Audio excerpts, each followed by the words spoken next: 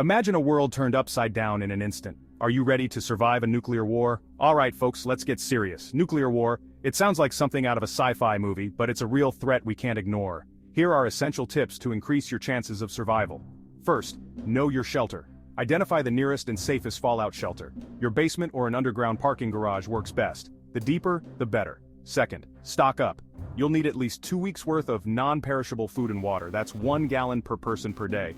Don't forget a manual can opener. You won't believe how many people forget that.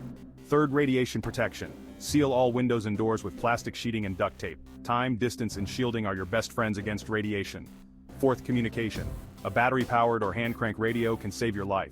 Stay informed about fallout patterns and government instructions. Fifth, first aid kit. Stock it with essentials, bandages, antiseptics, pain relievers, and any prescription meds you need. You might be on your own for a while. Final tip, mental preparedness.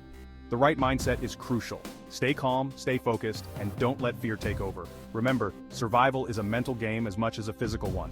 There you have it. These tips could mean the difference between life and death in a nuclear scenario. So take action now, not later. For more critical survival tips, follow us at Survival Mode 777. Your life might depend on it.